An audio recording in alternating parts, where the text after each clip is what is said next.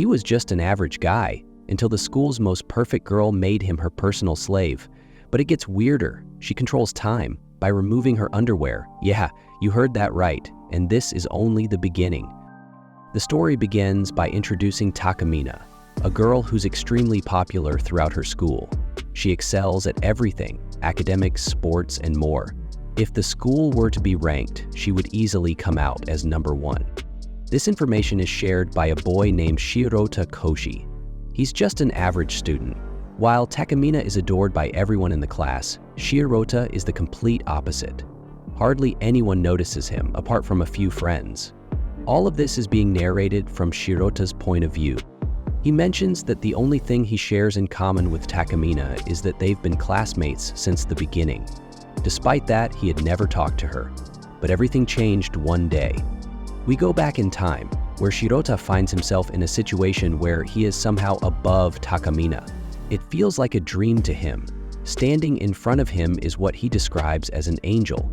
Even more surprisingly, Takamine is smiling at him. The story then moves to how such a strange situation even came to be, how Shirota and Takamine got so close. It's also revealed that Takamine is the student council president. Later, Shirota is shown sitting in the school's storeroom. He's clearly nervous because the math exam is coming up and he hasn't prepared at all. Suddenly, Takamine enters the storeroom. Without realizing Shirota is there, she starts changing her clothes. Shirota hides, trying to process what's happening. The most beautiful girl in the entire school is changing in front of him. He covers his eyes in panic, but clearly, he's tempted to peek. Unable to resist, he glances at her. Afterward, he's overwhelmed by what he just saw and tries to shake the thought from his mind. Back in class, he can't stop thinking about it and keeps glancing at Takamine. The teacher walks in to announce the exam results. Shirota receives 52 marks, which is a surprisingly good result for him. He feels happy. Then it's Takamine's turn. The teacher announces she didn't get a full score this time. She got 98. The class erupts in murmurs, wondering how 2 marks got deducted. For everyone, this seems like a massive deal. Takamine apologizes to the teacher and begins doing something unexpected. Shirota watches her, stunned. Their eyes meet. A butterfly is shown flying in slow motion, and a clock is displayed ticking.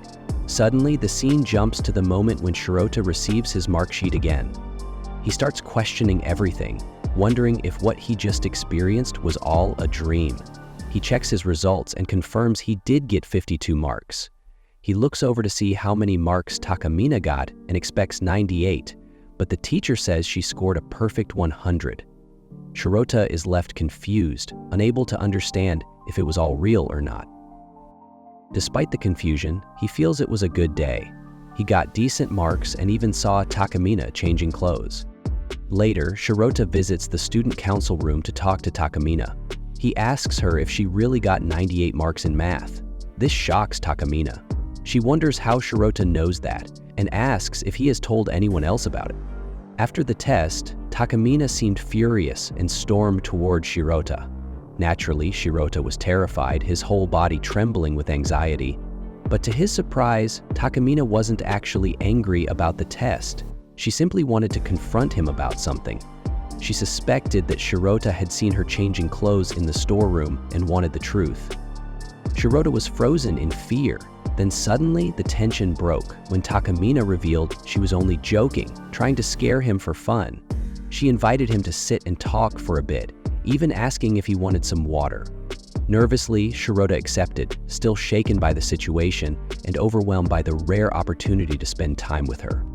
In his nervousness, his hands fumbled and he accidentally spilled the water. Thankfully, the spill didn't land on Takamine. She stepped aside just in time. She teased him for the clumsiness, implying he might have had some sneaky motive to get her wet just so he could watch her change again. Despite staying dry, Takamine began undressing. Shirota, in complete panic, couldn't comprehend what was happening. But just as the situation reached its peak, time seemed to rewind. A butterfly flew across the scene toward a clock, and the entire moment reset. This time, when Shirota spilled the water, it actually landed on Takamine. Now wet, she said she needed to change. But instead of asking him to leave, she simply turned around and told him to look away.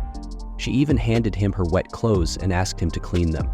Shirota, still confused and scared, tried his best to help, but while doing so, Takamine suddenly kicked him hard. She accused him of touching her inappropriately, even though he had just been following her instructions. After that, she began talking about the water and how she'd already touched it earlier. This led her to believe something strange was happening with time and memory. According to her, under normal circumstances, people would forget everything after a time reset. But Shirota was remembering everything. She concluded that there must be something unique about him. Either he wasn't affected by the resets, or something else was going on entirely. She began to explain more about her ability, an unusual power she'd possessed since 5th grade. Whenever she made a mistake, her power would activate, allowing time to shift between past and future moments. She bragged about being exceptional, claiming that her drive to be number one is what earned her the power in the first place. Shirota, meanwhile, was overwhelmed and confused by everything, especially her frequent self-praise. But then came the most bizarre revelation of all. Takamine revealed that in order to activate her ability, she had to remove her underwear. It wasn't something she liked sharing, but she insisted it was important. Because of this, she always carried extra underwear with her, just in case. At this point, Takamine begins explaining that Shirota has not only discovered her ability, but also seems capable of using it himself. Since he doesn't forget anything after a time reset, she makes a bold decision. From now on, she will make him her personal slave. Shirota is absolutely shocked by this sudden declaration, but to be honest, there wasn't really anything too troubling about becoming her slave. He even admits, perhaps with a little guilt, that the idea didn't sound all that bad, and to the viewers, the narrator requests not to judge him too harshly in the comments. Still, Shirota declines her offer, saying he needs to go home and apologizes. As he turns to leave, Takamine urges him to think it through. She reminds him that this is a once-in-a-lifetime chance, and walking away from it might be a big mistake. Even though Shirota agrees the opportunity sounds tempting, he still chooses to walk away. But as he tries to leave, Takamine suddenly grabs his hand, pulling him back. Because of this, Shirota ends up falling right on top of her. This finally brings us back to the scene shown at the very beginning, where Shirota was on top of Takamine. Naturally, he panics, but Takamine calmly tells him there's no need to be afraid. He can do whatever he wants if he agrees to become her slave. It was her way of offering a reward. Shirota starts feeling strangely happy in that moment. After all, things like this don't just happen for free. But before the situation could go any further, Takamine suddenly screams. The classroom door bursts open and several students rush in. The boys immediately grab Shirota, and the girls, without a second thought, call the police, claiming that their class president is being harassed. To make things worse, Takamine pretends to be the victim. She accuses Shirota of bothering her and starts saying all sorts of things that make him look guilty. It's a total setup, but the smirk on her face says it all. She planned this from the start. Her goal was to trap Shirota, and he had walked right into it. Now the police have arrived, and Shirota feels like his life is over. Just as everything seems lost, Takamine gives him one last chance. She offers him a choice. To accept her offer and still become her slave, Shirota realizes he has no other option left. He begs for forgiveness, asking Takamine to reconsider. She checks to make sure he's serious, and when she sees his desperate expression, she believes him. And then, just like before, a butterfly appears, the alarm rings, and the clock is shown. Time resets once again. We're brought back to the moment where Shirota and Takamine were having a conversation, but this time, everything is different. Shirota has officially become Takamine's slave, but instead of being happy, he regrets everything. He wishes he had just gone home instead of visiting the student council room. If he had done that, none of this would have happened. Soon, the two of them get into an argument. Takamine warns him that challenging her is a mistake. He already knows the consequences. Shirota quickly apologizes again. Then, Takamine tells him that it's time for his first job. She instructs him to put a collar on her. Hearing this, Shirota panics, saying he doesn't want to do it. But in Takamina's world, the word no doesn't exist. She tells him to check the bag. He'll find the collar there. Eventually, Shirota does what he's told and puts the collar on her. Takamine then points out that he always closes his eyes during these moments. She teases him, reminding him that he also shut his eyes last time. But she ends by saying that he actually looks pretty cute when he's flustered. Next day, inside the student council president's office, where Takumi and Shirota are alone together. They're sitting pretty close, almost too close. Takumi is holding Shirota's hand and looking into his eyes, telling him, "You're my servant now. You can do whatever you want." Shirota's heart was racing like crazy. Takamine was staring at him with such intensity and affection, it made the moment even more nerve-wracking. But just when it felt like something major was about to happen, a bunch of police officers stormed in and surrounded them. They immediately grabbed Shirota again, and right then Takamine changed completely, putting on a totally composed and innocent act. She even smiled sweetly as if nothing was going on. And then Shirota wakes up. It was all just a dream. Suddenly, he gets a message on his phone from Takumi. It simply says, "Don't be late for school." Seeing her message and photo, Shirota completely freaks out, blushing and panicking all over again. Next, we see him walking to school. He looks super anxious, still haunted by last night's dream. As he walks, Takamine suddenly appears behind him. Everyone around greets her with cheerful good mornings, and she returns the greetings kindly, smiling at everyone. Shirota, meanwhile, is struggling to keep calm. He's staring at Takamine, thinking to himself, "The girl I thought I had feelings for. She turned out to be my nightmare in one night." He's deep in thought when suddenly Takamine walks up to talk to him. Everyone around is shocked. How could someone like Takamine be casually approaching Shirota? Shirota notices the attention, and before he can say anything, Takamine leans in and whispers in his ear, telling him to come to the student council room. In the next scene, Shirota's in the council room with her. He asks what she wants, and Takamine casually replies that she doesn't have any specific work for him. Now that they're partners, she says, they should get to know each other better. Shirota, flustered and frustrated, starts yelling that they're not partners. She forced him into this. It feels more like he's her slave than anything else. But then Takamine hands him a bag. Curious, Shirota opens it and is shocked to see it's full of her underwear. She explains, completely serious, that he's now in charge of managing her wardrobe. Whenever she needs them, he'll be the one to bring them to her. Shirota is stunned, asking if he really has to carry them around all the time. Takamine explains further, when she activates her ability, he'll need to be ready to help her change on the spot. Shirota blurts out, "Isn't that totally insane?" But she calmly reassures him, saying she'll only use the ability once or twice during class. If there's an emergency though, she might use it any time. But still, he shouldn't worry too much. They continue talking, and Takamine reminds him in a serious tone, if he doesn't do his job properly, he knows what'll happen. That makes Shirota flash back to when the police drag him away. It terrifies him.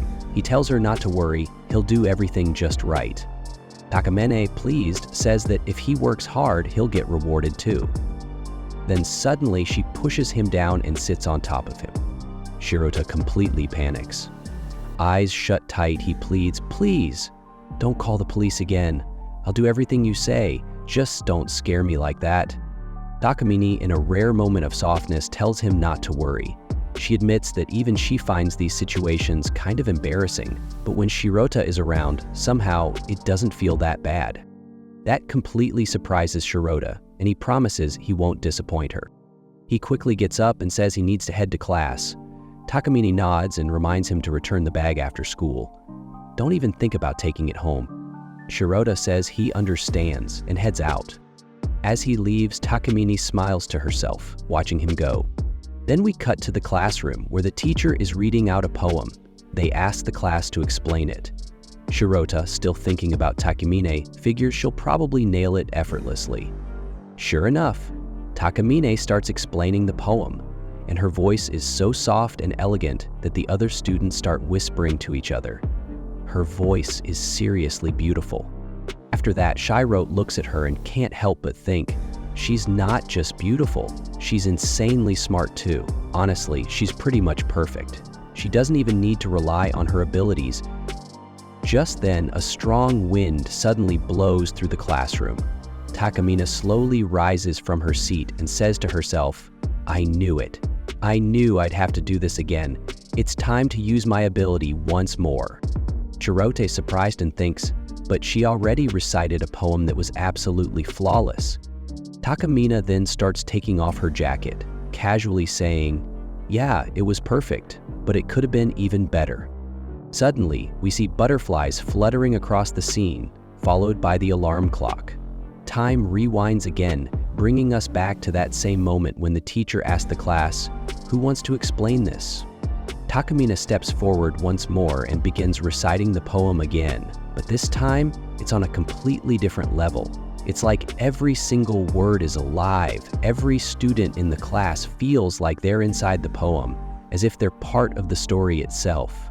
By the time the poem ends, Shirote doesn't even realize it. The whole class breaks into loud applause, stunned by what they just experienced. Shirote thinks to himself, "What kind of girl is this? How can someone be so perfect?" Takamine turns to him with a sweet smile, and even she's thinking, that second time, it was better than the first. She was trying to say, yeah, it was perfect, but it wasn't the best I could do. Realizing this, Shirote is shocked. He begins wondering, wait, does that mean she can keep doing this, using her ability again and again like that? Right then, Takamine throws a piece of paper at him and says casually, "All right, now get back to your work." Shirote snaps out of his thoughts. He had completely forgotten about the task he was supposed to be doing. How the heck am I supposed to put that belt on her, in front of the whole class? He's freaking out, totally unsure about what to do next. Takamine keeps pointing at him from her seat, motioning for him to hurry up. She's even starting to act all playful and mischievous. Then, she loudly asks, "Hey Shiro, can you hand me the eraser?" He glances over and sees the eraser on the floor near her feet. As he walks toward her, he thinks again, wow, Takamine really is a genius. And he realizes, I have no other choice. I have to do this. If I mess up, she might end up in jail again. His brain is racing, but he finally makes up his mind. Pretending to pick up the eraser, he secretly grabs the belt from his pocket and heads toward her. Takamine flashes a soft smile. She's clearly ready for it. As Shirote kneels down to put the belt on her, his face goes red with embarrassment, but somehow he manages to do it. Finally, it's done. He returns to his seat, heart pounding in his chest. He's thinking, I actually did it. I really did it. He's grinning to himself, feeling proud and relieved. Then the teacher starts handing out the answer sheets and says, I'll call your names one by one. Come up to collect your sheet. Shiro gulps and thinks, here we go again. Another long, painful day. Right at that moment, Shirote glanced at Takamine and realized something horrifying. He hadn't tied her ribbon properly. A wave of panic washed over him as he imagined the worst. If the teacher called Takamine up and she walked, the ribbon could come undone and fall off in front of the entire class. The thought alone made him freeze. Everyone would be shocked, and Takamine would be humiliated. Takamine, on the other hand, turned toward Shirote with teary eyes. Her expression asked the unspoken question, why did he let this happen? Shirote's thoughts were spiraling. He remembered the time when the police officer had nearly caught him, and it hit him that if anything went wrong again, he might get into serious trouble. He desperately needed to fix the situation before it exploded. His mind went blank at first, but then an idea struck.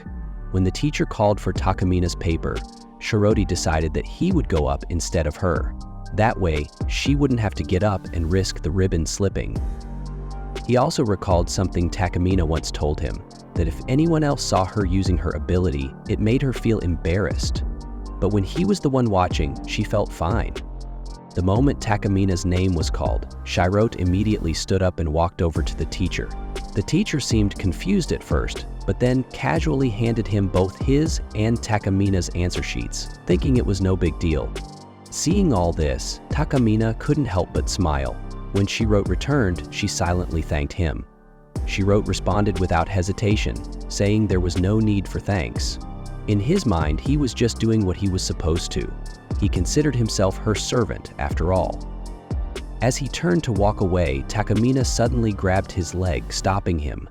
She reminded him that his job wasn't done yet. The ribbon still needed to be fixed properly. Shirota panicked, knowing they were in the middle of a classroom full of students. He couldn't believe she was asking him to do that in front of everyone. But Takamine calmly pointed out that he didn't have any other option. So, with no choice left, Shirota bent down and carefully adjusted the ribbon. Takamine's face began to twist into an awkward and flustered expression. Shirota asked if she was okay or if something had gone wrong, but she stayed silent, cheeks red with embarrassment. Later, in the student council room, Shirota finally let out his frustration. He told her not to make him do stuff like that again. Takamine simply said that she had been testing him, just to see how he would react in a tough situation. Then, she genuinely apologized and admitted that she trusted him completely. She believed he would never do anything wrong. Still curious, Takamine asked why he had tried to protect her like that. Why had he gone out of his way to help? Why did he fix the ribbon so properly, even in that awkward situation? Shirota didn't answer at first. Takamine began wondering if it had something to do with what she had told him earlier, that she never wanted anyone else to see her underwear. Was that the reason he had rushed to protect her? Internally, Shirota was freaking out, wondering how she figured it out. But on the outside, he stayed calm and said nothing, pretending he had no clue. He just said he helped her because he didn't want to get dragged into trouble with the police again. Takamine didn't completely believe him, but she appreciated his effort nonetheless. She thanked him sincerely and said that if he was trying to make her happy, then she was genuinely grateful. The next day, the teacher tasks Takamine with collecting everyone's assignments. As always, she handles it effortlessly. On her way to turn them in, a group of classmates approaches her, offering to help. From a distance, Shirota observes the scene, quietly impressed by how effortlessly popular she is. To his surprise, Takamine turns and calls out to him, saying she could use some help. Without hesitation, she chooses him out of everyone, and as she does, her butterfly-like ability activates, ushering in a vivid flashback. In that memory, students once again volunteer to help her. Shirota recalls her warning from the past. If he wanted to help, he had to do everything she said. Motivated by that moment, he walks up to her and offers his assistance. She accepts with a smile, but not without a playful warning not to mess up next time. Shirota ends up by her side, nervously apologizing again and again. Internally, he starts to notice a pattern. While everyone wants to be by her side, it's always him she chooses. Later, as she prepares to head out again, another crowd forms. This time, even members of the baseball club are eager to lend a hand. Shirota watches in disbelief as she chats casually with the club president, feeling more out of place than ever. But then, she turns to him once more, asking what he does whenever she's given a task. He replies without hesitation that he follows her and helps. She nods with satisfaction, calling it the right answer. Suddenly, the atmosphere shifts. Tension starts to build between them. It gets just a little too intense to keep things strictly PG, so that part gets a fast forward. Afterward, Shirota, still flustered, asks if it's difficult rejecting so many people who want to help her. Takamine answers with pride. She sees herself as the perfect president and believes in handling everything on her own. She even boasts that she knows every student's name and face, because if everyone knows her, she should know them too. She adds almost challengingly that no one in the world should be better than her. Shirota can't help but feel a mix of admiration and envy toward her confidence and dedication. But then Takamine shifts the focus back to him. She starts listing all of his academic weaknesses, subject by subject. Embarrassed, Shirota begs her to stop. When he questions whether she really knows personal details about every student, she flips the question on him, asking if he's accusing her of singling him out. Her teasing continues, hitting him with even more facts. Out of nowhere, she asks what he really thinks of her. Caught off guard and blushing, Shirota tries to walk away without answering. That's when she kicks him playfully and demands to know what he'd do if given the chance to do anything right now. She leans in, closing the space between them, and the moment turns intense. She even begins to unbutton her shirt, leaving Shirota panicking, unsure if it's a joke or something more serious. He stops her quickly, suggesting that kind of thing should wait until they're actually together. She bursts into laughter, revealing it was all a prank to see how he'd react. Then, casually, she asks if he ever imagined the two of them dating. Shirota admits that idea had never once crossed his mind. As they walk down the stairs together, Shirota slips and falls, landing right on top of her. The screen fades, and when it returns, Shirota wakes up in the nurse's office, his head resting on Takamina's lap. She gently explains that he took a nasty fall, but she used her ability to help him recover. After what happened earlier, it's fair to say Shirota was lucky. Or maybe Takamine was the one who saved him.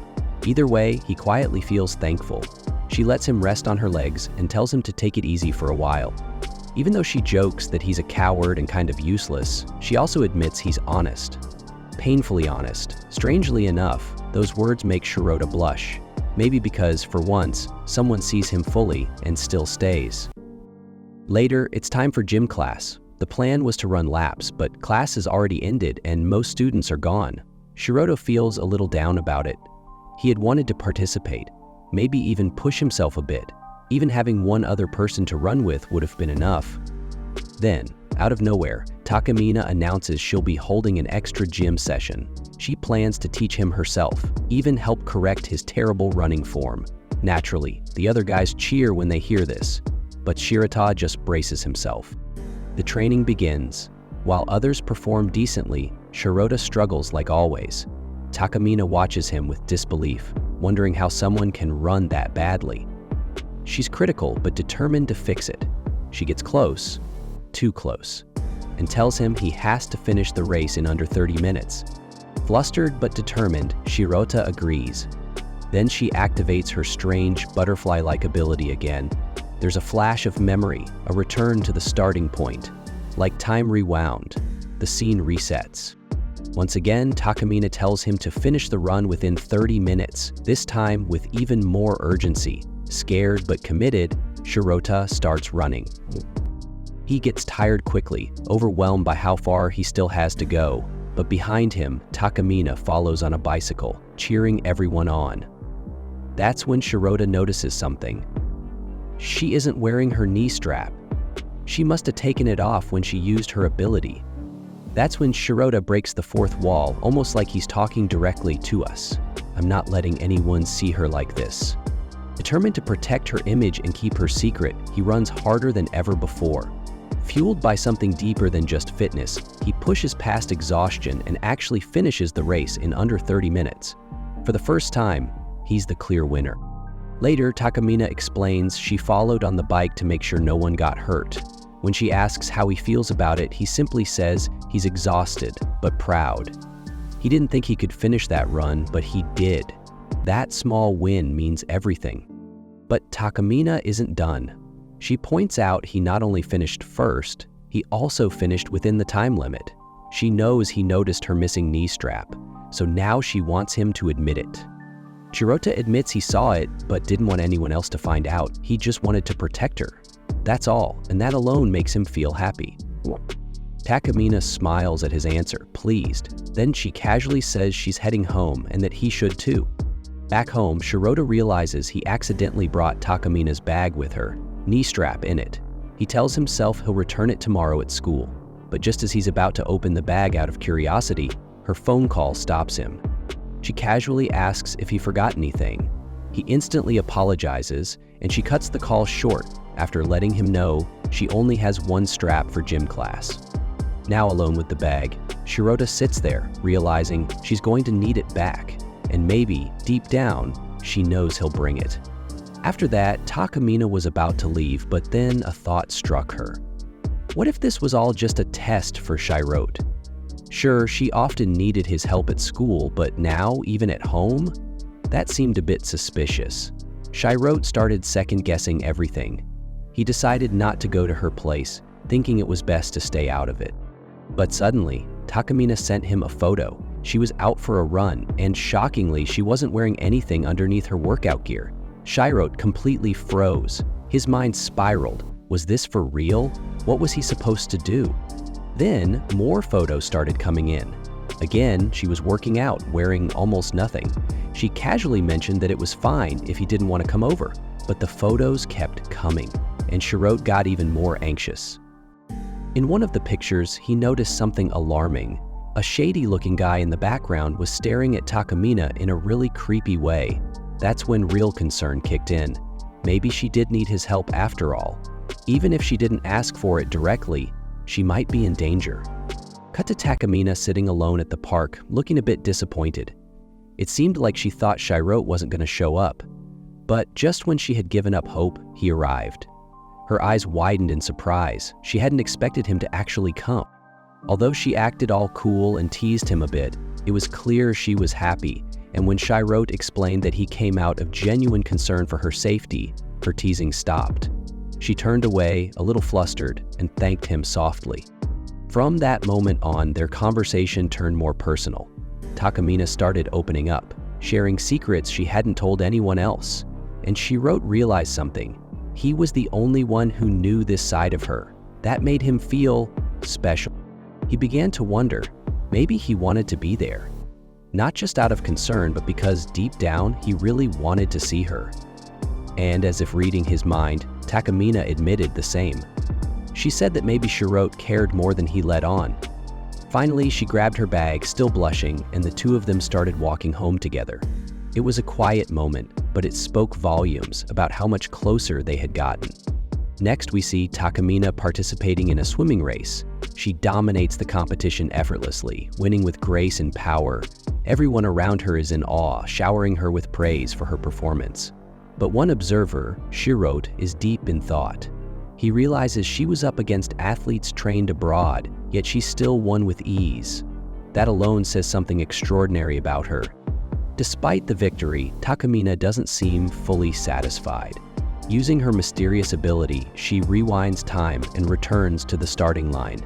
This time, she swims backward, literally. The crowd is stunned, and so is Shirot. He can't help but admire her form and physique, captivated more by her than the race itself. Once again, she wins, and the praise continues. After the race, she approaches Shirot, teasing him for not asking why she used her ability again. She reveals that she already knew she'd win, so she wanted to leave a bigger impression. Shirot, still flustered, is clearly not thinking about the competition at all. He's distracted, and it shows. Later, Takamine invites Shirot to go shopping with her. He doesn't understand why he was brought along until she starts trying on outfits and asking for his opinion. Naturally, he gets embarrassed, turning away nervously as she picks out bold options. She enjoys teasing him, especially when he fumbles over trying to help her choose a pair of pants. Every option he picks leads him to imagine her wearing it, and his mind clearly starts to wander. She even pulls him into the fitting area, catching him completely off guard. She casually points out that she's not wearing anything under the black piece she already has on. Shirot, overwhelmed, struggles to help her put on the pants properly. His focus is completely shattered, and he ends up fainting from embarrassment. As the day turns to evening, Takamine playfully mocks how shy he is. Shirot apologizes, feeling a bit humiliated. She then presses him about why he picked the blue pants. After hesitating, he explains that he associated her with the sky, strong, unreachable, and ever-present, so he felt blue suited her. Even he's surprised he said something so sincere. Takamine, without saying much, simply walks off. Shirot panics, unsure if he said something wrong, but then we see her smiling, genuinely happy. She tells him that next time, she's definitely bringing him shopping again. He can't believe it and pleads with her not to tease him so much. The next day at school, Shirot catches a cold. After classes, he's heading home when he suddenly loses balance, but Takamine is there to catch him. Concerned, she decides to accompany him home. Once there, she comments on how small and humble his place is. She even checks his computer, jokingly expecting to find something suspicious, but everything's clean. Shirot, exasperated, tries to defend himself. Then she casually wonders if he's hiding anything in secret folders. He quickly shuts his laptop, annoyed, asking if this is why she came over. Takamine replies that it's important to know how he thinks, since it might affect her life too. Then she announces that for today, she's his nurse and plans to take care of him. She questions his eating habits, and when Shirot admits he doesn't always eat well, she says she'll cook for him. He tries to stop her, but she insists.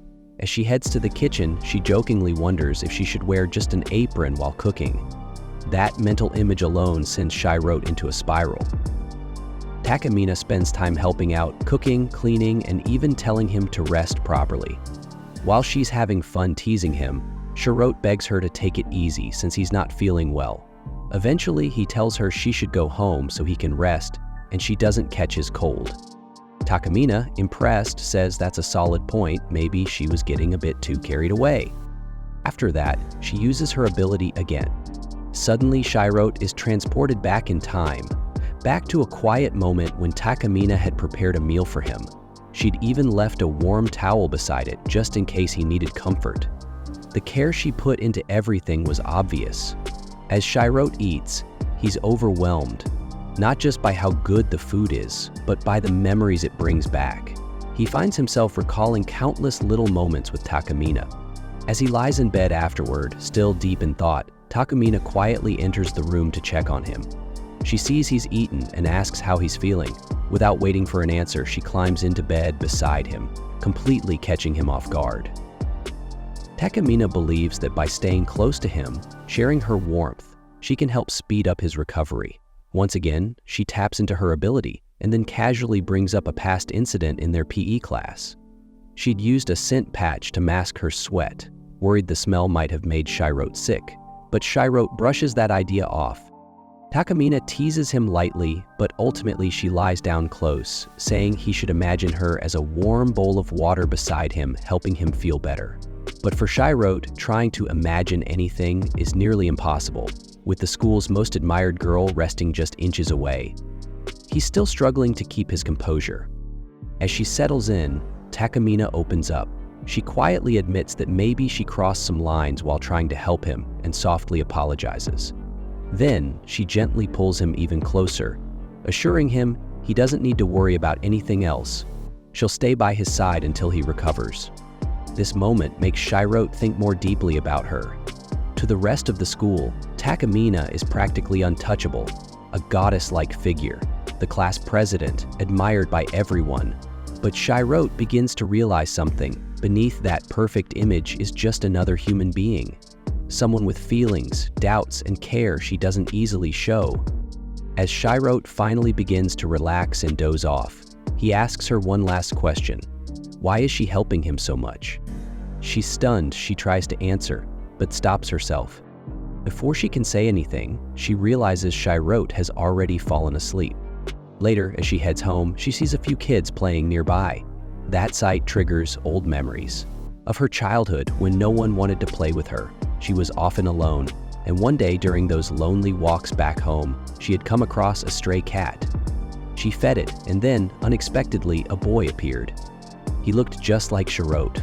He had brought milk for the cat, too, and together they shared a quiet, meaningful moment. Back in the present, that same cat is still with her. It walks beside her as she returns home. Meanwhile, Shirot wakes up in the middle of the night. His fever still hasn't gone down, but when he checks the table, he sees food Takamine had prepared in advance. As he eats, he can't help but blush, thinking about her again, about everything she did and everything she said. And with that, this episode comes to an end.